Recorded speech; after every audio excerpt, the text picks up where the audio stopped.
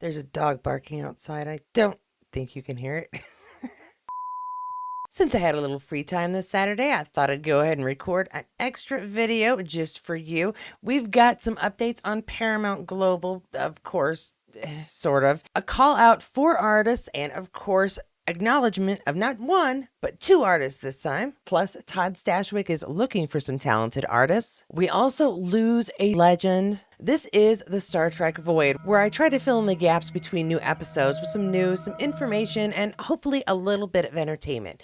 And of course, as usual, provided by TrekMovie.com, a lot of birthdays, and also a remembrance. And to start us off, we have Draco Malfoy's dad, or, somebody else too, wishing a happy birthday to Jason Isaacs, who played the duplicitous and fascinating Captain Gabriel Lorca on the first season of Star Trek Discovery.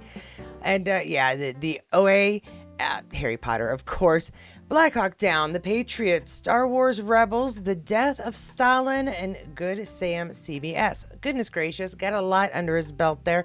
And just for the fun trivia part that I like to throw in, last week was Draco Malfoy's birthday. Not the actor, but the character. So, sort of appropriate. We also want to wish a very happy birthday to our reboot McCoy, Carl Urban. Happy birthday to Carl Urban, Dr. Leonard Bones McCoy in Star Trek 2009, Star Trek Into Darkness, and Star Trek Beyond. Not expecting to see him in this prequel, obviously. Maybe in the not fourth movie, but now fifth movie, because numbers are weird in Star Trek, apparently. Maybe we'll see him there. But a very happy birthday to Carl Urban. Did a fantastic job as Bones. Nobody can complain about his performance on that. Just gonna move on. Awesome. And of course, an extremely happy birthday to Susie Plaxon. She played who was my very favorite Klingon female for the very longest time. B'Elanna Torres, and she kind of tied. Loved her, but I love that she is right up there with Jeffrey Combs. She just wants to be in every series. We've got a happy birthday to Susie Plaxon, a fan favorite as Kalar on Star Trek TNG. She also played Dr. Salar on TNG, a female Q on Star Trek Voyager, and Tara, an Andorian on Enterprise. And we're just going to hashtag Star Trek because that kind of covers it. Yep, she was fantastic as that Andorian. If you've watched this at all, you know I love Andorians. They are probably my favorite. Barely touched on aliens before Enterprise came out. Again, I grew up in the age of Smurfs, so that might be part of why. But loved Susie, loved to see her come back. Ooh, I would really love to see her come back. Maybe she could be an instructor at Starfleet Academy. We are also going to take a moment today to remember Gary Graham. Very fantastic actor. Really enjoyed his rendition here. Really enjoyed him as Saval on here. And he was also on a Voyager episode. What was the name of his character? Tanis. Thank you for writing that down. This is also, of course, provided by Star Trek Movie, just on their Instagram, not on their X. Trek Movie, remembering Gary Graham, who was Ambassador Saval on Star Trek Enterprise, Prime and Mirror versions, yes. He also guest starred on Star Trek Voyager as Tanis in Cold Fire. That's the episode. Yeah, wackiness ensued. And he's one of the actors that, yes, I did get a chance to meet him at my first Las Vegas convention. I actually just went up to tell him how much I really loved Alien Nation. I loved the series. I have the series and all the made-for-TV movies on my bug out hard drive with all the things that I must take with me when the world ends. And yes, every Star Trek episode I have gotten a hold of is also on there. I have an autograph for him as Saval and an autograph for him as Sykes. He was very nice to me when I spoke to him, so I have nothing but kind things to say about him, and I'm really glad I got a chance to meet him before he did pass. Now, this one is provided by Trek Central as we lose a sci-fi legend. This is R.I.P. Alan Scarf, Star Trek actor, passes away age 77.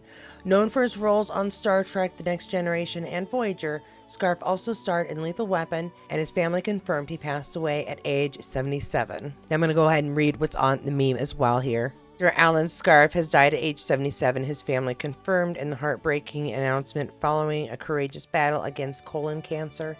He portrayed Romulans Mendek and Takath in Star Trek The Next Generation. Now, the reason I call him a sci-fi legend is because he was also on Andromeda, Stargate Atlantis, 7 Days, which is an unsung hero of sci-fi. I love that show. If you ever get a chance and you're like, I want to see some old sci-fi I haven't seen before, 7 Days is a good one. There's time travel here on Earth, minor changes to what's going on. Pretty cool. Didn't last very long. Did I say Babylon 5 and The Outer Limits?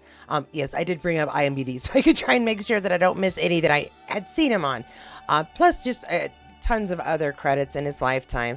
Just wanted to take note. I'm not really good at this, but I'm really glad he was part of the Star Trek family and played such interesting, memorable characters throughout his career. All right, now I'm going to shift gears to something hopefully a little happier, a little bit more fun, even though it's another sort of remembrance. But this one is James Doohan, quite younger. I've talked before about how he had served, lost part of a finger during his service. This is a picture of him in uniform, and I think I just wanted to share it. All right, so here we go. This one is shared by @Paul1964Jam, a young James Doohan, better known as Scotty from Star Trek. And there we go, looking very dashing. Really, honestly, come on. Good looking guy, all in the uniform. Not the uniform we're used to seeing him in, but definitely a man of service. Really cool that he took those experiences, took his life and went towards acting and became part of the show created by another military man. Trying to show a future that was better than the past they'd come from. At least that's kind of what I take from it. And just awesome picture to share. Thanks so much, PJ. Is it IR1, the 6'4"? And now for our artist nods. Sometimes I take random people who have posted something online that they want to share. Sometimes it's an amateur sharing what they drew at their kitchen table. Other times it's professionals. I've got a couple of professionals this time. But then I'm looking for, well, not me, someone is looking for an amateur to join him on a project. But first, I wanted to share this post by Andy Price. This is @AndyPriceArt. My cover for Sons of Star Trek 3 hit stands today. This one is posted on the 5th, by the way. And so it's on stands now. And we can see, this is kind of awesome, to be honest. Anything that brings back Nog makes me just happy, quite frankly. So we've got Rom holding the t-shirt, my son and my Latinum go to Starfleet Academy. We got Nog with a smile, quite proud, and really, Rom's smile, awesome. That is kind of perfect, really. And Quark looking over disapprovingly, because of course he is. This is a really fun cover. Awesome, Andy. Thanks so much for such an on-point piece of art, and congratulations. Now, this one's a little different, but I still consider it art. You're making it with love, handmade with love. It says so on the tag. This is by Mel M. or M. Melchin. Yeah. Apologies, but you can see the name there, easy to find. Hey friends, I created the fan art candle set as a tribute to a very special Star Trek Voyager character. The set includes 2 candles, Dreamcatcher and Stone, a bracelet, a brown gift bag, and a black feather. Can you guess which Star Trek character I created this set for? Golly gosh, I'm going to go with Chakotay. Not really that hard to guess, but a very cool candle. I can dig that. And of course, a Kuchimoya on the back are the front. I don't know. Is it of a bracelet or anklet? It's kind of big, so I'm going to go with anklet. Still, really cool. Maybe it's a necklace.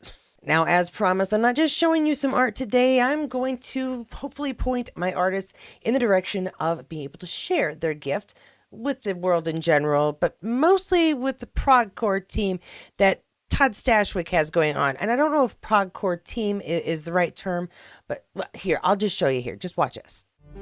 Hi friends, Todd Stashwick here. Hey team, it's David Nett. So you may have noticed that we have 2 open slots in our Collaborator array. Yeah, but we want to fill them with Maybe you. So we are seeking 2 artists that are not part of our current network. Mm-hmm. Yeah. So we want to reach out to the big world and give an opportunity to some artists that we may not know that might have that Progcore vibe. We're especially interested in early career artists because we know how hard it is to get your stuff in front of people, and we'd like to offer some opportunities to those artists. Of course, we'll be hiring those people. So dig deep into your dark fantasy heart and submit 3 pre-drawn. We're not going to ask you to do anything new for this, but stuff in your portfolio. And we're going to be putting out 10 images that to us embody the Progcore vibe. You show us your best stuff that match that vibe. Follow the URL that Okay, that was edited a little oddly and cut in strange places, and then they add music that almost makes it hard to hear. So I may cut that as well. I can't tell what I've edited yet, so you're getting this either way.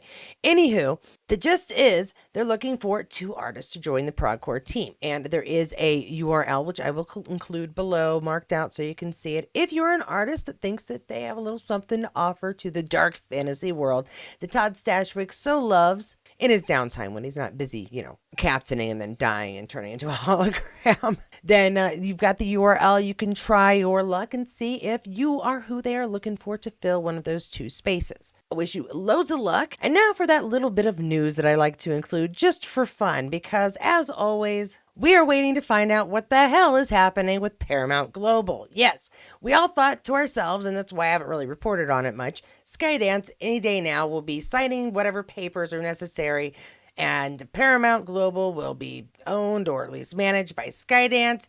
It'll be a whole thing. We still aren't sure what the heck they're going to want to change, keep, but we know we've got 3 CEOs instead of 1. That's fun. Just when we thought, okay, it'll be moving forward, something has happened, of course. So just like 5, 6 days ago, depending on when you're watching this, we saw this. Skydance set to pay $8 billion to gain control of Paramount. Bam. We thought, like I said, all we needed were some signatures on contracts, and all questions of ownership and future would soon be answered. But then we found out Redstone, that's this lady hanging out with Tom Cruise right here, she's not real pleased with the final offer, the changes that have been made. And so she thought to herself, I'll see what else is out there. Or at least, rather, she decided to go looking, or if somebody wanted to take the opportunity has been taken, and now there's a new bidder. Because the last 6 or 7, or I don't even know how many we're up to, weren't helpful enough. Now, that other article is by IndieWire. This one is TrekMovie.com. I'm going to scroll down so you can read how we have new people who just really think that this is a fun game that they want to play too. Adding to the complication, there is now reporting that a new bidder has been talking to Redstone.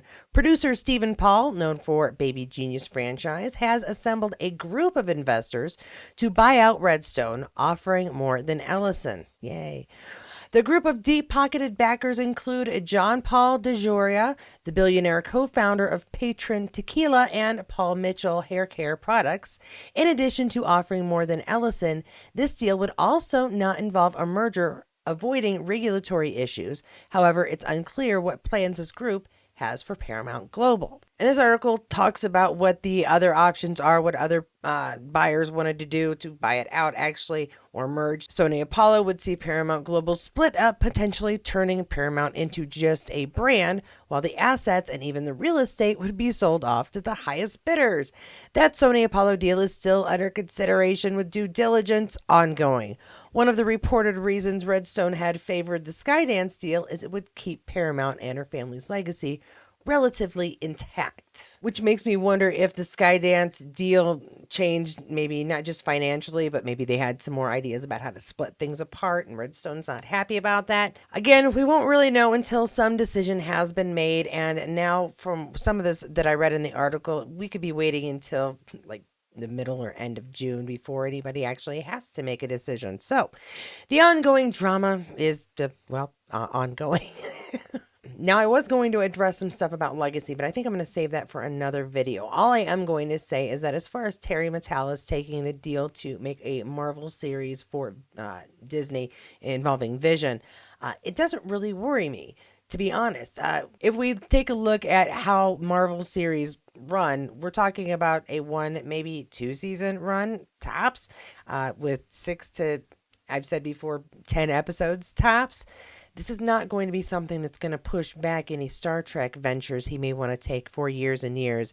And with the Picard movie coming to us, we've actually extended the amount of time necessary to get ready for Legacy. So I still plan to be in Vegas. I still plan to gather signatures. I still plan to push for Legacy to be created, because it is the series that I think our generation and the one upcoming behind us really would enjoy, really needs, and could build the future of Star Trek while they're playing Starfleet Academy for the youngsters. I'd like a grown-up version, and Strange New Worlds has, let's face it, 3 seasons tops, counting the one we have not seen, but they just finished filming, because now apparently 5 is the magic number for series runs.